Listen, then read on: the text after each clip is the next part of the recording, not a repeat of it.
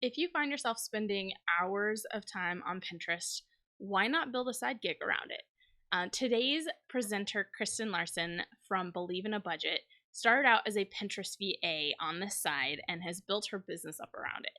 She is a rock star when it comes to Pinterest. She just knows everything, and she shares with you how you could get paid to do Pinterest for other people, for bloggers, because they may not love Pinterest as much as you do, so they will gladly pay someone else to deal with it so they don't have to. So check it out and find out how you can get started as a Pinterest VA. Kristin, thank you again so much for being here today to talk about being a Pinterest virtual assistant. So can you tell me, let's start out with just what a Pinterest virtual assistant is. Okay, so a Pinterest virtual assistant is someone that does online services specifically for Pinterest for a client. So there might be general social media virtual assistants, but with Pinterest, you actually hone in and focus solely on Pinterest tasks. Because Pinterest, unlike those other social media, is a search engine, so there's a lot more you can do with it, right? Right, it's totally different. I think it can be easy to lump it all together, which kind of makes sense, but Pinterest really, like you said, it's a search engine where you get results in the form of images. All right, so tell me about how you got started as a Pinterest VA. Yeah, it happened by accident. So back when I launched my blog back in 2015, I was blogging about personal finance, budget, nothing that had to do with Pinterest at all. And then I actually wrote a case study about using Pinterest and how it really helped my traffic increase. So I went from getting like a few thousand page views a month to like 15,000 to 30,000 to 40,000. Like it grew really fast. And I was like, maybe I could just write a study about this so other people would find it helpful and maybe want to use it. And then literally like a week after I published that post, I had fellow bloggers reach out to me and say, "This is awesome. Can you do my Pinterest stuff?" And I was like, okay. And then before I knew it, I was helping all these people grow their Pinterest accounts and help them do things that they didn't know how to do. And in the beginning, it was kind of just like a test, see could it work? And it worked for everybody. So it kind of just fell into my lap by accident. Okay, and so what is the number one struggle you see for people trying to work as a Pinterest VA? I think it's really important to learn what your skills are as well as to learn the platforms. I think one of the unique things about being a Pinterest VA is there's so many services that you can offer. So you can offer something like just pin design and helping people make images, or you can focus on things that are a little more analytical or help people with scheduling. So I think you have to take the time to figure out what do you like doing, what don't you want to do, and then really learn that specific platform. Yeah, because as we said, because I work as a Pinterest VA, I learned from you, because there's pin design, but then there's like pin descriptions, and Yep. that's a SEO focused thing, and then there's boards and board descriptions and applying to group boards and tribes and scheduling and manual pinning versus a scheduler, and there's different schedulers, and Yes. I mean, it's crazy the number of different services you can offer in a package and what you're doing each month. So Yeah. it's figuring out what you like to do. And there's just consulting too, to Yep. like kind of evaluate someone's Pinterest and be like, here's how you could improve it. Yeah. It makes it really fun though, because you can really just pick one thing. And if you really like it, run with it. Or if you get tired of it, you can offer new services. And it's just, you have so much flexibility, and it's just, you can be creative or you can be the analytical side. So it's really whatever works best for Yeah, you. so you got to figure out what's going to be best for you. And that could be a struggle if you're not sure where to start. Mhm. What is the best secret for those wanting to start working as a Pinterest VA? So I think it's kind of similar to our previous question. I think really learn the skill set you want to offer before you just get to work. So like, let's say you love pin design. Well, we recommend using Canva because it's a great free platform to start with. Unlike Photoshop or InDesign, it's really easy to use for someone that has beginner level skills. So I would recommend getting on Canva. They have a great tutorial section. You can learn from a lot of their videos, and then you can start practicing on yourself. So that's just one aspect. So I think whatever you want to specialize in, really understand how to use it and practice on yourself first before you offer services to somebody else. But if you don't have a site of your own that you're like trying to grow, just reach out to a friend and be like, hey, can I maybe try practicing on you you're not charging them, you're just learning. And if they're not doing Pinterest, chances are they'll be like, yeah, go for it. Can't hurt. Yeah. Like I tell people all the time, you don't have to have your own website to be a Pinterest VA. You can do pin design that doesn't require having a website. You can also practice scheduling on just like, let's say you like to use Tailwind, which is a scheduling tool we recommend for pinning on Pinterest. Well, you could go ahead and just find pins that you like on other people's websites and practice scheduling them. They don't have to link back to your site. That would be one thing you could try. If you joined a Tailwind tribe, there's so many specific things you can do to practice. Yeah. So when you started out, because I know you're not necessarily doing this on the side to this extent now, but when you were starting out, how did you manage it in terms of your time doing this on the side, this Pinterest VA work? So I had a full-time job and I had a long commute each way. So all of my free time was spent side hustling as a Pinterest VA. So that meant basically late at night, super early in the morning, or on the weekends. So I started off with one client and that was a few hours a week. And then it quickly went to 2 to 3 clients. And soon I had to start really having a specific schedule. So I would kind of put things together like in batches, where I'd say, okay, for these clients, they both need something similar. I'm going to spend 2 hours on this night and get it done. And then on the weekend, when they need more attention, I'm going to dedicate 4 hours of my time and work on something. So for me, the biggest thing was pretty much sticking to a similar schedule every week to get used to working the same hours, really dedicating myself to trying to grow my Pinterest side hustle.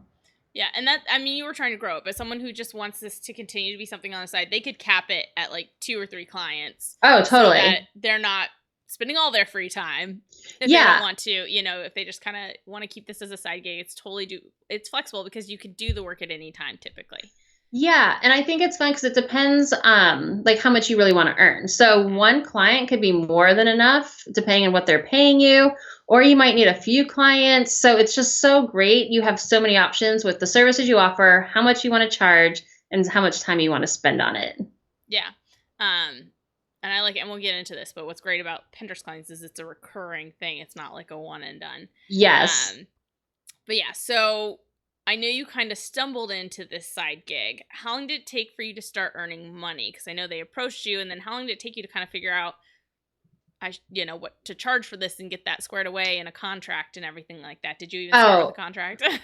Oh, no, I started charging right away. Okay. So my very first client, I said, sure, I can help you. I let them know everything I was going to work on. So I was going to do basically for the following month. And I asked to be paid in full for that entire month before I began work, mostly because part of the reason was, one, I could work on my own time. I didn't have to have really a lot of communication with them. So we weren't having to worry about specific hours each week or way to talk to each other.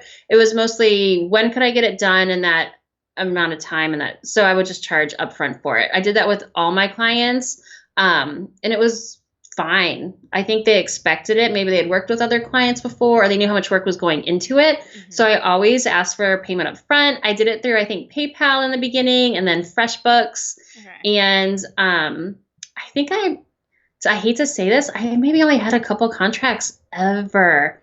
We were very casual. Definitely do a contract. You should definitely do a contract. We recommend that. I had so many great relationships with people, and I think we probably used our emails as contracts in the beginning. That was kind of like our less formal evidence one. Of what was expected, yeah. But then as I grew and started working with big companies and brands, that's when I did have like a legit contract. But in the beginning, it was a lot more casual. Yeah, but it's always. But I don't recommend that at all. Yeah, it's always recommended to do a contract, and you can. So I use and.co. It's free. They have like a freelancer contract like template, and you can just add to it and you say this is for Pinterest VA services, and it's easy. Include this, don't include that. It's very like plain English. You can understand what's going on. And what I like about it is it doesn't require, like, you can sign it online, and as can your client, and you can require a deposit when they sign. So you can require them to pay to sign. I like it.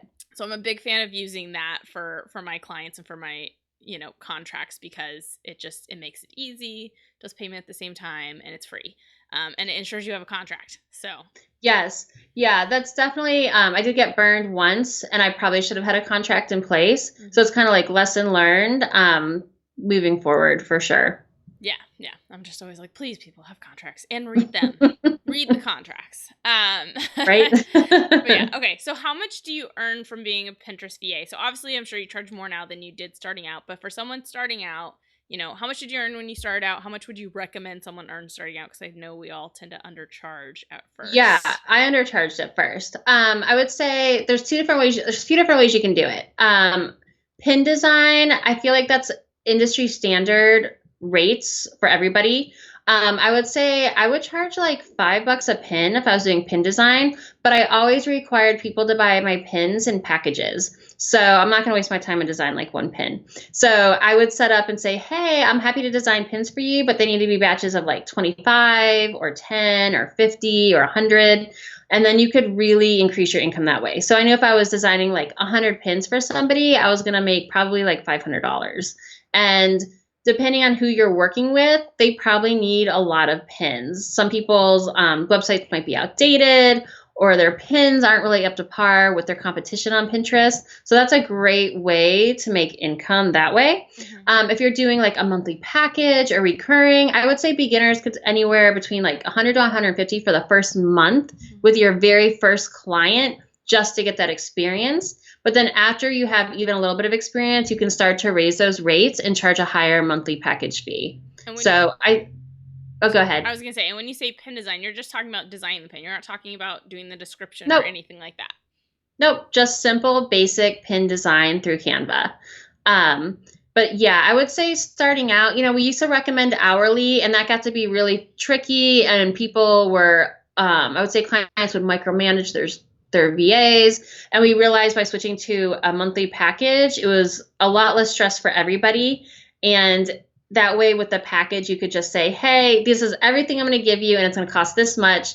And it doesn't really matter on your end how long it takes me, but I'm going to get all this to you in a given amount of time. Yeah, I'm a big fan of packages for all the work I do, not just Pinterest work, because I don't like being penalized if I'm fast at something, for one. Yes. So there's that. Now, I know you keep saying we, and I know who we is, but who's we? We recommend. You keep okay. A we. Yeah, so I do have a joint course with my real life BFF and co-founder Gina, and we have a course called Become a Pinterest VA Today. Okay. And we started the course a couple years ago, and it was really great because it happened so organically. I reached out to her a few years ago and said, hey, I love your work, but I'd love to help you grow your Pinterest account because you're rocking it on all these other platforms. So we started working together. And then, so she was a client. So we worked together for probably a year or so. And then we both kind of had this idea of, why don't we create a course? Because I was no longer taking on clients. I was having to give them away to everybody.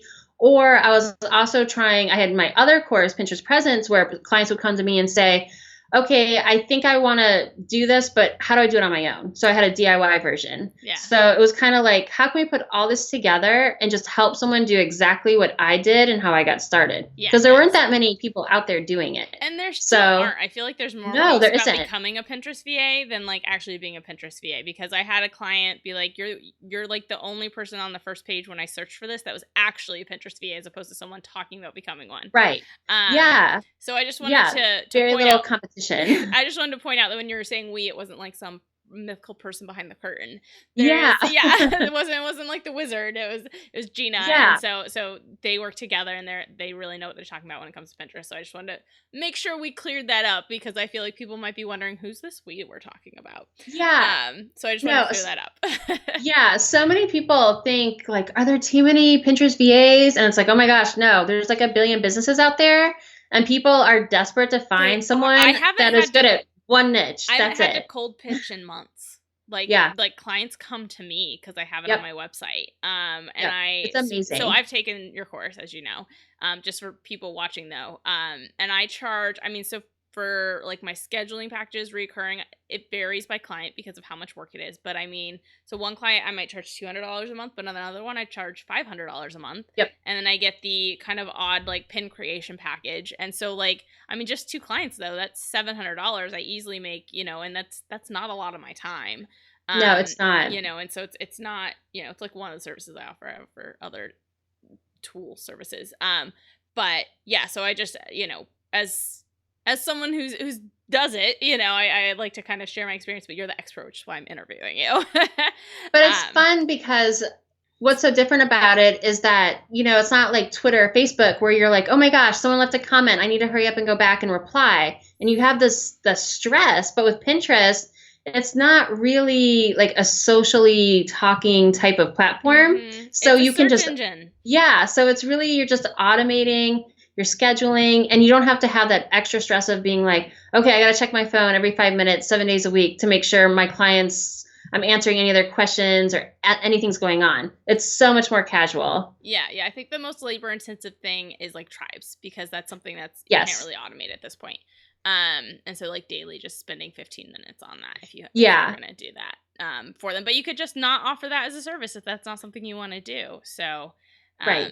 It's definitely very doable. It's definitely, a great side gig to get into because of that. It's also Pinterest. People are more willing to invest in a Pinterest VA, I think, because it is a search engine. And so like a pin, the lifespan of a pin is so much longer than any other social media platform. Like a tweet is lasts 20 minutes, and a pin is months, and sometimes it doesn't take off for months, and then it skyrockets. Yeah, and out of nowhere. Know that, and so there's like a kind of more willingness to invest in paying someone for Pinterest than other social media potentially. I think so. And I think people are loving the fact that now you can buy things off of Pinterest, and people go on there specifically to learn how to do something or how to solve a problem. Or to buy and stuff. If you can, or to buy stuff. So your people are already on there looking for you anyway. It's just a matter of getting your client's pin found. Mm-hmm. So it's awesome. Yeah, no, I'm a big fan. So how do you determine what to charge as a Pinterest VA? I know we kind of talked about pin design and sort of a $5 standard minimum. If you're doing a bigger package, you might give them a discount rate. Mm-hmm. But like, what about scheduling? How do you decide what to charge there? Yeah, so I think with that, it comes down to experience. So in the very beginning, you have to be prepared that you're going to be on the lower end. So maybe, even though I don't like to say hourly rate, I would say, maybe you're in that $15 to $25 hourly rate. So maybe your package for scheduling pins could be $100 to $200, something on the lower end where that would require maybe 10 hours of your time a month. So it would depend on maybe how many hours you're working for that client a month, and then figuring out like how long you think that would take you. It's kind of just doing a couple different formulas. In Become a Pinterest VA today, we break it down really like hardcore about how many hours you should spend versus your time. It's a little bit of a bigger formula, but I would say in the beginning, be prepared that you're going to be on the lower end. Yeah. But then as soon as you get that experience, you might be able to say, well, wow, I've learned how to do this in like half the amount of time. So now my value's gone up. So you can charge even more for like the same amount of work. So I think it's going to progress, but in the beginning, you have to be prepared to work a little harder. You're not going to earn as much as you want, but it's going to steadily go up. And that's the other thing. Like, there's no timeline saying how long it's going to take for you to increase your rates. Mm-hmm. You have one client, you get results, raise your rates for the next client, and then raise them again. Yeah. So you have a lot of flexibility. Yeah. And I would say, you're going to be doing different amounts of work for clients. So like, I do have those clients that I do similar work for, but the amount of work each one requires because of like how many pins I'm creating or whatever is different. And so that's why there's very different price points. And also I got when I was still very new, and I haven't I like this client. They're very easy. I grandfather them in. I'm not interested in like raising the price on them.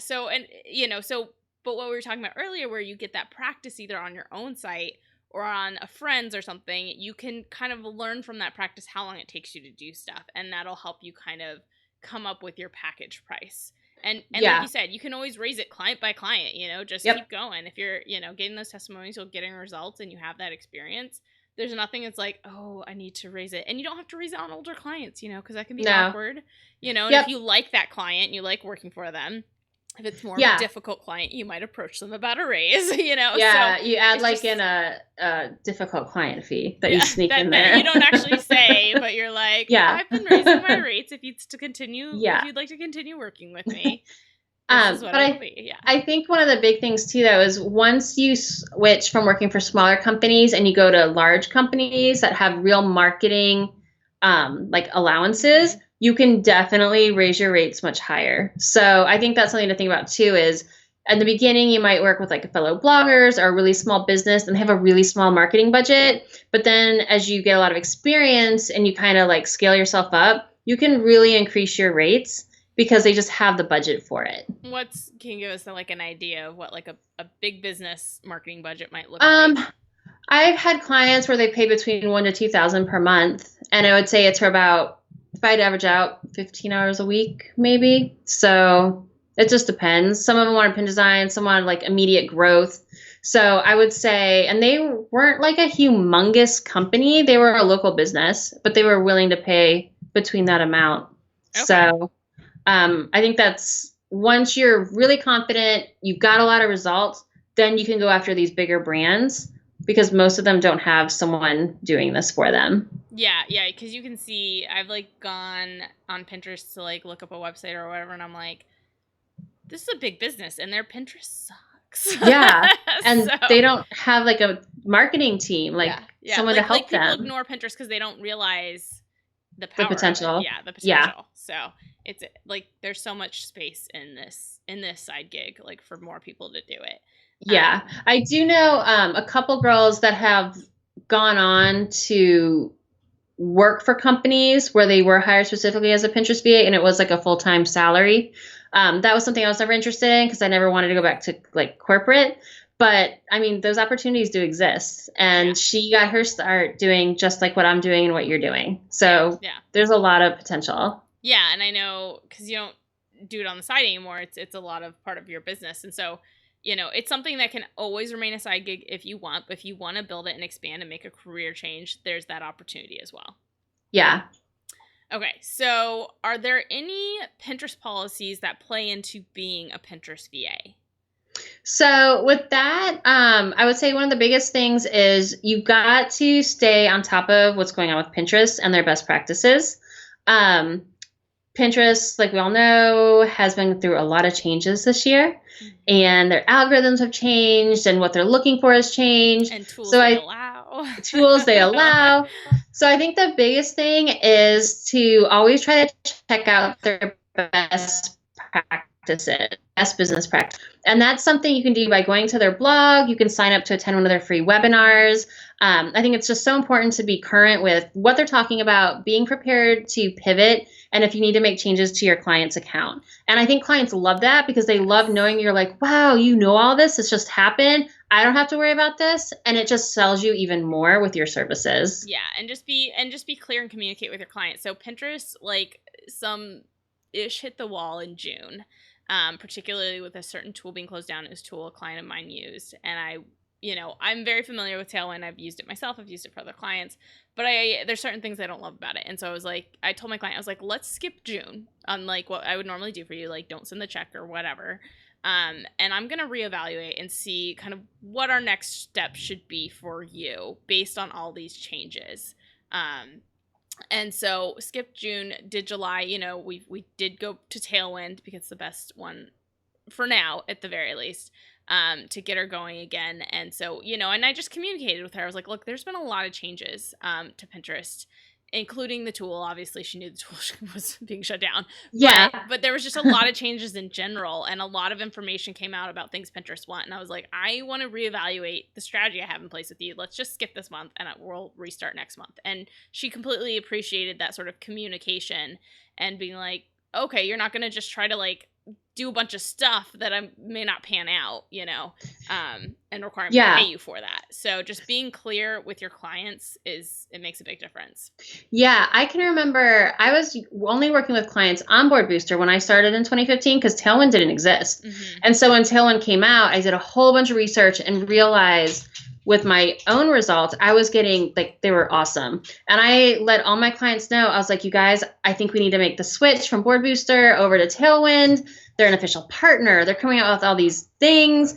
And it was a great way for me to actually make additional income because they needed everything transferred. And they trusted me enough because we had a great relationship that we could go ahead, transfer over to Tailwind. I was like, yes, it's going to cost a little bit extra because I need to get everything set up and we got to go through changes. But if you're working with them and you're honest and you tell them what's going on every month, they'll pay you that extra money to make the transfer. Yeah. And so in July, what we did is I was like, instead of kind of our normal work, I was like, July's going to be, that monthly charge is going to be for setting everything up for you in Tailwind, and then we'll kind of pick up in August with the scheduling and filling it out, and I was like, there's a less focus on this now, so let's focus on this instead and swap these things out, and just, as long as you're communicating, they're gonna trust and appreciate your knowledge, because they're not having to do it. That's why they pay you. Yeah, absolutely. So many people are so intimidated, and they just love knowing that if that's your specialty,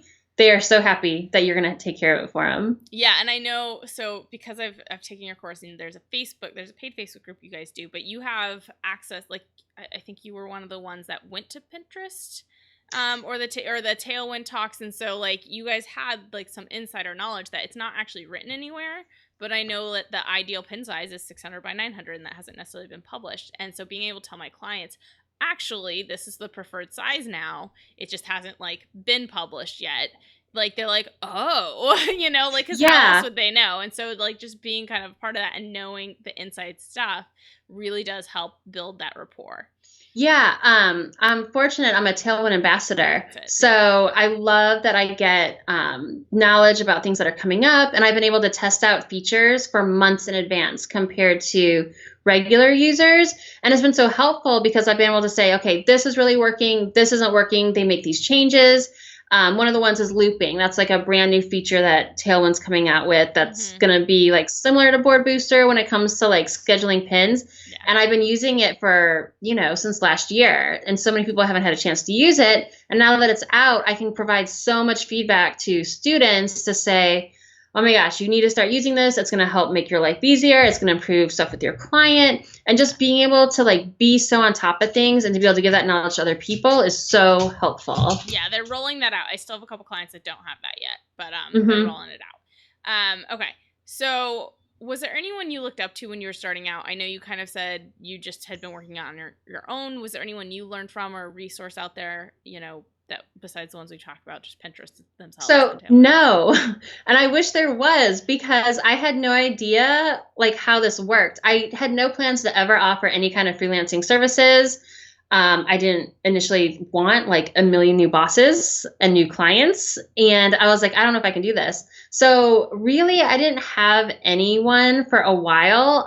Eventually, I met a girl named Melissa that I know you're really good friends with. Oh, my partner on things. Yes. And I learned that she was starting to offer Pinterest VA services. And I didn't realize she was like on the ground floor with you. And I reached out to her. I think this was like in 2016. And I emailed her and I'm like, can we be friends? I was like, I don't have anyone else that I know that is doing this. And can we just help each other? Because I didn't want like to feel like there needs to be competition or like, so-and-so's doing this, so you can't, like, I didn't like any of that kind of stuff. And I was like, let's just be best friends. And so fortunately she was super nice. And then we would have Skypes and we would talk about like client struggles we were having or how could we improve on things. Yeah. So she's been like one of my longest friends since joining the online world. Yeah. So having just like even one person as a community has been really beneficial and helped me have like more confidence, and we could refer each other jobs. Yeah, that's and what I was saying. Like amazing. I was like, if there's something that you're not a good fit for, or you're like, I'm maxed out, I'm doing this on the side, I only want a few clients, having that network and that sort of that community of other Pinterest VAs to refer someone to is great, but also to just be like, guys, I'm struggling, what should I do here? Or does anyone notice this glitch, and like, because the glitches happen, it's technology, and Pinterest in particular has had a lot of glitches in their analytics lately, where it's like Mm-hmm. 0 and it wasn't 0 that day. Right. It just is looking like that on Pinterest. And so just like kind of being able to confirm and reach out and that knowledge, like I said, being a part of the community you guys have created. And guys, they're not paying me to say this, I swear. Like it's just like being part of their community, like that's helped me to be a better VA for my Pinterest clients. And so it's just finding that community, whether it's off, through other routes. Like Melissa and I met because she was the first blog ever to link to my blog back in 2014. That's so cool. And that's so, awesome. Yeah. And so I was like, I love you forever for that. Yes. And then we actually met in person and we've been best friends. And now we like have a podcast together and we do. Yeah. So it's crazy the people you can meet online and the community you can find. So I definitely recommend doing that. I think that's a great point. So what can people expect when trying to get work? So we haven't really touched on that. I've mentioned I haven't had a cold pitch so much lately because I'm, I probably should. I could use a few more clients, but what can people expect when trying to get work as a Pinterest VA? Okay, so I think there's a few things you have to do. And one, have realistic expectations in terms of finding clients as well as what you would like to make per month. So in the beginning, don't try to shoot for like $5,000 right away or whatever, some crazy amount you have in your head. Go small. Think, okay, if I want to make like $0 to $500, how do I have to do that? So you're probably going to start pitching clients or potential clients. If you can, create like a hire me page on your website. That's a great way for people to find you in Google and in search engines. And don't be scared to get rejected. I never had to do a huge amount of pitching. And some of the pitching I did, I got some hard rejects. But then I also had some really great ones where people would say, oh, I don't need anybody, but if I do in the future, I'll think of you. And then I would end up getting referrals. And those are from people that never even hired me. So I think it pays to like pitch as much as you can. Be nice if they tell you no, because you never know what's going to happen like in the future. Yeah. So just don't be scared. And if you don't get a response, follow up. It could definitely be like they saw it, they were like, oh, this isn't something I need, but you follow up 3 weeks later or even a couple months later if you got no response and they're like, actually, I am in a position where I need this now and I can pay for it. Yeah, I think that's a good idea. I love the following up. Yeah. Following up sets you apart from so many people. It's insane. Like you'd be amazed with just like a monthly email report to your clients, like how that sets you apart, Speaking of which, I actually need to do something in July. Yeah. But no, it does. And like customizing your pitch. So like find someone you'd really want to work for and like you don't have to write them a long email, but just put a little bit of personalization in it with like 2 or 3 sentences. Let them know like, oh, I checked out your website. Here's a couple things I think you could do that would really improve your Pinterest presence. Like there's little tiny things you can do to go after clients so you don't sound like everybody else. And don't call someone sir or madam. Yeah. Because I can't stand those. Yeah, for sure. Just like basically demonstrating you did your homework and you're not just like blanketing everyone's email, And yes. So yeah, no, that's a great point. What other tips do you have for people trying to do Pinterest VA work as a side gig? One, make sure you're ready to invest the time. So be always willing to learn because Pinterest is changing so much. It's really important to educate yourself. Make sure you're really ready to take on clients. So you might be able to pitch, but do you really have the time to work on them every week? Like put X amount of hours of work pitching and then turn that into X amount of hours with a client. So I think just a lot of small things. Make sure you're organized. Like make sure you really love Pinterest. Make sure you understand the platforms. So I think it's just a lot of little things you can do to set yourself up for success. And I would just add with the platforms, like you could be like, on Pinterest all the time, but personal Pinterest is different from business Pinterest accounts. Which totally different. Yeah. So like, it's great that you have that foundation and that love of Pinterest if you are a personal pinner and you use it a lot. But I just want to point out as a Pinterest VA, you're going to be working in the business Pinterest accounts, which are different. And so you just want to be aware of that. And so when we say get that practice, we mean like get into a business Pinterest account. Because I realized we didn't mention that. And you don't want to just be practicing on your personal Pinterest because it's not going to be the same as what you're doing with clients. And you're going to be like, oh my gosh, what's going on? And what is this? And then you need to know about Pinterest business side with the Yep. they have analytics and there's rich pins and there's so when we say learn and practice, we mean Yeah. like on a business account. It sounds like Which a is lot free. of work, but The it's business super accounts- fun. Yeah. The business accounts are free, so you could change your like personal account into a business account to practice, but Yep. just make sure you do that. Absolutely. I realized we hadn't mentioned that, and it's a really important thing to know. Yeah. Okay, and so how can people learn more about this side gig? Yeah, so I have a little PDF that I've made that'll be super helpful. And it's going to teach you guys, if you're interested in being a PVA, like here's a few steps that you would do to help your client.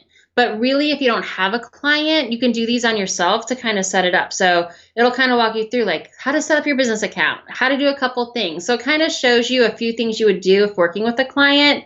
So it's great to test on yourself or test on like a friend and kind of get your feet wet to see if you kind of enjoy it. Yeah, and so that link is below this video. You guys can grab that. And then I know we've already mentioned a few tools, but are there any other tools that helped you succeed as a Pinterest VA, administrative tools included? No, I love this side hustle because it's so low cost. You can have, you're on Pinterest, which is free. You have Canva, which can be free for as long as you want it to. I now have an upgraded account. But when I started out in the beginning, you do not need to have an upgraded account. Canva is free. Tailwind, they give you a free trial, so that's free. And your client should be paying for it anyway. Which your client would pay for anyway. I used, I think, Google Drive, where I uploaded all my clients' images and pins. But other than that, I didn't pay for anything. I'm an old-fashioned girl. I like a paper planner, but I also use Google Calendar if I was doing any kind of meetings with clients. But it's so low cost to get going. It's like such a great side hustle to start. Yeah, like I said, I use and.co, which is free for my contracts and my invoicing. I mean, invoicing, once they pay, there might be like a fee associated with the payment, but the actual tools I use are free. So it doesn't, it's a really low cost. It's a no cost, Yeah, it's really gig. Awesome. Yeah. So no, it's fantastic. I highly recommend it. Definitely check out all the links and information below this video because I'm gonna put a lot in there based on all the things we talked about. And go check out the PDF from Kristin. She is a master at this, as you've probably guessed based on just my experience with her. And Kristin, again, thank you so much for joining me today. I really appreciate it. I think everyone's gonna get a lot out of this. Yeah, thanks so much. I'm glad you invited me. It was super fun. We could talk for all day, so it's just hard to stop talking. Yes, but we'll keep it at that, and hope if anyone has questions, they can always like reach out to you on Twitter or something. Absolutely. Your social media that's also below. So yes. Everyone go check it out. It's a great side gig, and just get started. Don't let something stand in your way. Yeah, let's do it. Thank you.